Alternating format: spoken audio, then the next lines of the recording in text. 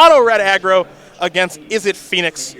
Todd on your right, Scott Sullivan on your left. These players will be given the green right here, and they are two of among 801 players here this weekend at the Indianapolis Convention Center here for SCG Indy. A Shivan Reef is where we will begin things. For Todd, it's a Monastery Swiss beer right into the red zone. Yep. You had better approve of that. I do.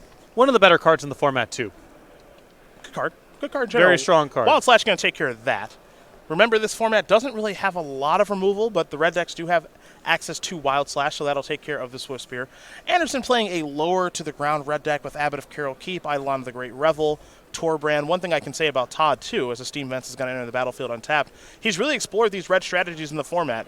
His chonky red deck certainly did have an impact on Pioneer from all of his streaming.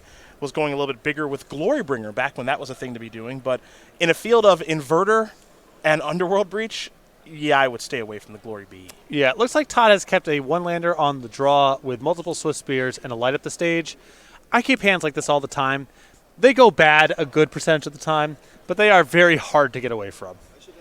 There's some high upside there, too. Yeah, rip a land, or if your Swift Spear is good, you can talk yourself into it on both sides. Yeah, it's not hard. Yeah. Here's the thing in the ice. That one might cause some problems here for Anderson. The 0-4 is here. Now Wild Slash is there. Thing in the ice will lose one of those counters, so it's going to come down to 3. And Todd's aggression has been blunted. He'll draw a card. It is not a land. It's a copy of Skewer the Critics. Just getting Magic Online flashbacks right now. I've seen this. So post-board, Anderson picks up some answers to Thing in the Ice, but game one, it is going to be a superstar against him. It can undo his battlefield. He can't kill it very easily, and it also kills him very fast. This will be a copy of Optus. Thing in the Ice is going to fall down to 2 counters, thawing itself out here, and perhaps soon we'll see a copy of Awoken Horror. Got bad news for you, Todd. Foil, Invasion, Opt. This person means business. This is not their first time. Top card will go to the bottom. New card coming here cheap. for Sullivan. I don't think it's that not cheap. No. We'll be talking about those soon. A way to make your cards a little bit cheaper. Oh, I'm excited. After game number 1. Thing in the Ice number 2 is here, and Sullivan will pass the turn back over to Anderson. Anderson will draw. That looks right. That's an Abbot of Welcome back to the feature match area, Todd Anderson. It might be time to discard. Bone Crusher Giant looks like it's headed to the bin here in just a moment.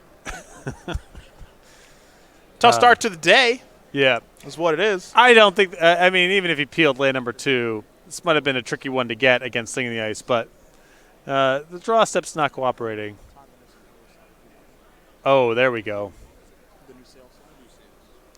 That's going to be a finale of promise there. You know what that is? Todd's going to let this one go. So old Todd would keep playing. Plays it out. Yeah. New Todd, coverage Todd. Right. He's out. Values his time too highly. He's off. It's something that happens when you start working in the booth. You start valuing your time differently. It's tough. It's tough. But that's how it goes. All right, Patrick. Talk to me. I told you about a way for people to save cards. Talk to me about it. I want to hear about it. We got a new sale coming right now. 10% off. Oh, my goodness. Magic singles through Sunday. 10% off. Sunday. And we got a coupon code. I'm going to let you riff on this. So you save 10% on Magic singles. Great through start. Sunday. Great start. Sunday is still a day away. So you got some time to think about what you want to order and then go ahead and order it. That's true. Use your coupon code at checkout, SCG10. It takes 10% off your entire order, all singles, excluding pre-orders. That's a small caveat. Want to get that out of the way so you don't think you're free-rolling us on those pre-rollers. Can't do that. But all the other singles, 10% off. Great time to pick up a bunch of singles all through Sunday at StarCityGames.com. I'm looking at a Theros Mountain, Lightning Greaves, Stoneforge Mystic, not legal in this format, legal in Modern, God Eternal Keftan, a card I had the privilege of previewing. Mm-hmm. Thanks, Wizards of the Coast. Elspeth's Son's Nemesis. I may have been wrong about that one. Thought it might be the best white planeswalker of all time. Nothing yet. Dark Confidant. There's a lot of time. There's a lot of time. Dark Confidant, Abrupt Decay, Life from the Loam. Those are the 7 cards. Great selection of cards. Save 10%. Head over to StarCityGames.com to learn more. As we're going to pull this down. And now, let's do a little sideboard action here, Let's shall talk we? about it. Let's talk about what Scott and Todd have in their boards. We'll start with Todd, who's got 4 Rampaging Ferocidon, 3 Boros Reckoner. Been a minute since I've seen that card. 3 Lava Coil, 3 Damping Spheres. That one's for Lotus Breach. And then 2 Chandra Torch of Defiance. So there's 5 obvious ones here for me in 3 Lava Coils and 2 Chandra Torch of Defiance. Todd needs to pick up some answers to Thing in the Ice. Chandra isn't the most reliable. Lava Coil is pretty reliable, but he needs to at least give it a shot. That card's not an easy card for him to answer game 1. Some cards that deal 4 damage are major upgrades. I could see maybe bringing in Boros Reckoner if you think that Sullivan is just largely on red removal, but it's pretty modest here. I think it's more for the mirror match. But those cards that deal 4, Lava Coil and Chandra, I believe those are coming in. Other side of things here for Sullivan, 3 Crackling Drakes, 3 Mystical Dispute, 2 Fry, 2 Anger of the Gods, 2 Magma Spray, 2 Disdainful Stroke, and a Saheeli Sublime Artificer. I'm interested in Anger of the Gods and Magma Spray, just good removal spells for a deck that's saturated with cheap creatures. If you think the game's going to go on for a little bit longer and you want a little bit more 4 toughness to get around the shocks and lightning strikes, I could see Crackling Drake coming in. I think Saheeli is justifiable too, but some of those options are kind of on the modest side. And Sullivan's main deck is basically just cantrips, removal, and some threats that are pretty good here. I'm not that interested in Brazen Borrower or Nimble Obstructionist. They're more for some of the more sort of fidgety interactive matchups that this one really isn't about, so you got a little bit of room to sideboard in. But past that, I don't see him having room for 7 or 8 sideboard cards, so it'll probably just be the sprays and the angers. All right, we're going to take a moment to learn a little bit more about Todd Anderson if we can before this second game of competition. The 33-year-old who did reside in Roanoke, Virginia. Now he's hanging out in California alongside his wife, Callie Anderson. Didn't play a lot of opens last year because he was doing some coverage, folks. But all-time, 32 open top 8s with 6 wins, 4 invitational top 8s, and a win in Atlanta a handful of years ago. I know because he beat me in that tournament, unfortunately. He has an old cat, a blind cat, and a dumb cat, which I know is true because I've hung out at his house before. I know. That's right. I remember that invitational. I remember you feeling it. I lost playing for top 8 I twice. know. I remember. Not Old happy. Cedric was back. Not happy about it. Mountain to start here for Anderson. Let's make it a second mountain. Better than the last game. Eidolon the Great Revel is a good place to start versus Is It Phoenix? Yeah. Scott Sullivan started things off with a Steam Vent Center in the battlefield tap. So this looks a little bit more like what Mono Red should be doing.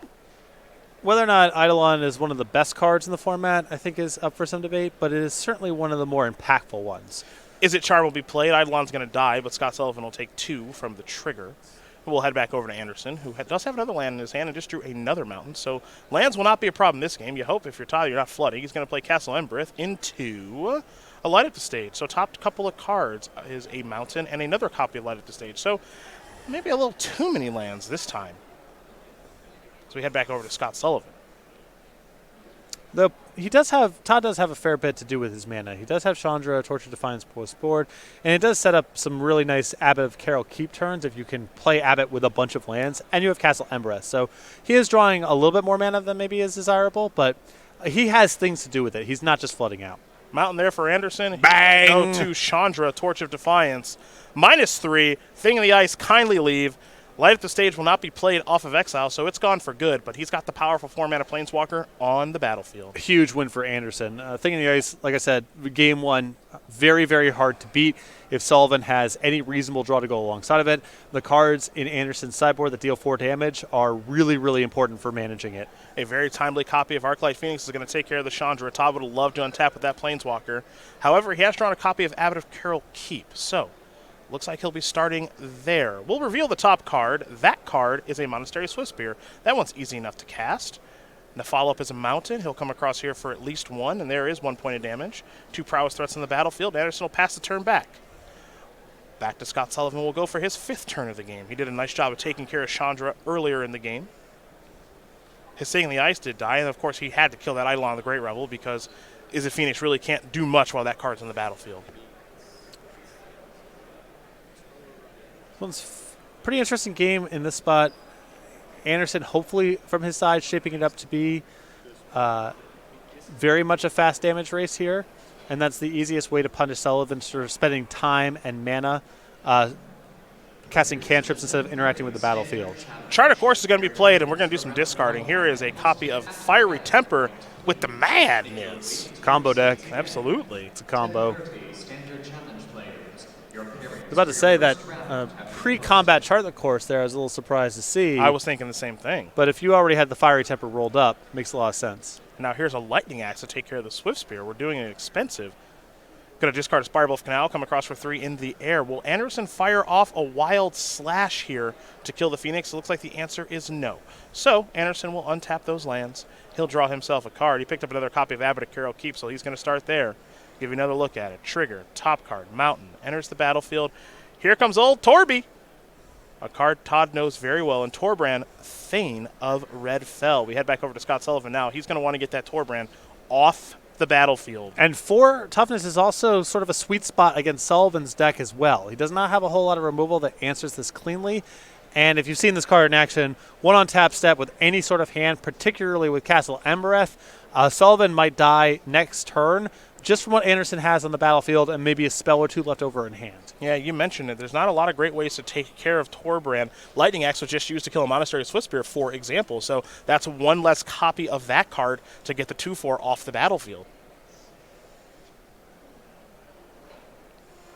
So now Scott Sullivan's play has slowed down dramatically. Does he have an answer? Well, he's got a copy of Thing in the Ice. Not a bad card to have. Very powerful card in this matchup. Though, as you mentioned during sideboarding, Anderson does have more answers to that card after sideboard. Well, also, if Torbrand gets untapped, now all your shocks do it too. Absolutely. It really expands the range of things that you can answer Thing in the Ice with. Arclight Phoenix is going to come in for 3 in the air. No sense in hanging back on defense with that card. So Anderson will fall down to 14. Sullivan takes the lead. As far as life totals are concerned, 15 to 14. But you can tell that Scott might be in some trouble here. He better have another copy of Lightning Axe to take care of Torbrand, as Anderson's already reaching to put his Abbot of Carol Keep in the graveyard. You see Sullivan taking a look at Torbrand. All your damage for red stuff is going to be +2, as there is Lightning Axe to take care of Torbrand. Good idea. Get that thing off the battlefield. Thing in the Ice is going to fall down to 3. And now, does he have another removal spell? He's a Treasure Cruise. Oh, man, wow. what a turn. Forgot that card was even in Pioneer. We don't ever see it. It's like, oh, that's legal, right. Yeah. What a turn from Sullivan. The amount of time that he was tanking there, I assumed he was in some sort of trouble. Likewise. Like, considering maybe I need to hang back with Arclight Phoenix, something. But instead, had the perfect removal spell, a Thing in the Ice. Might have missed that trigger. And Treasure Cruise to tie it all up.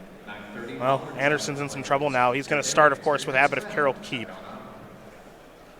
See if Sullivan wants to block with Thing in the Ice or not. You're going to get a Castle Embereth activation. So this will be 3 damage. You see Anderson does just have lands and Wild Slash in hand, so he'll play a Mountain and he'll pass the turn back. Chandra would be a great top deck, light up the stage 2. Perhaps an additional copy of Abbot of Carol Keep. So there are good draws here for Anderson in this spot, but right now Sullivan's got the lead, and he's going to try to press his advantage by going to, is that a Tome Scour? Yes, it is. Targeting himself. Wow. 5 cards head to the graveyard. That helps to enable Treasure Cruise, so maybe we have another one of those. Not quite Faithless Looting, but, you know, a lot of the same interactions. It's good with a lot of the same stuff. It's just not as good as Faithless Looting. You are not wrong. Main deck Tome Scour is kind of cute, as it looks like we might see another Treasure Cruise here. Oh, he has 4. There's it's not messing around here. Maybe catch your inverter opponent off guard. Dome him.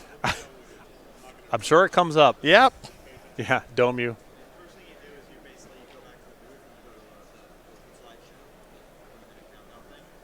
Let's see what our follow-up is here. All right, looks like it's going to be a copy of Visit Charm. That's going to transform Thing in the Ice. Abbot of Carol Keep is headed back to the grip, as is Arclight Phoenix. Draw 2. Discard 2 Phoenixes. Whoa, some combos. Yeah, this is a heck of a turn. Wild Slash is going to take care of Phoenix. Anderson's going to take 7, 8, 9, 10. He's going to fall down to 4, and he's going to need let's say a really good Abbot trigger, among other things. Back to Todd. Another Mountain is not what he's looking for. That's not what he flew across the country to see. How about another Mountain? There's lands, and that's going to do it. Scott Sullivan's going to win this game and match over Todd Anderson 2 games to 0. Is it Phoenix will take care of Mono Red Aggro, and for Scott Sullivan, his day is off to a great start. Thing in the Ice, Arclight Phoenix, and Is it Phoenix? Perhaps they're back in Pioneer. So I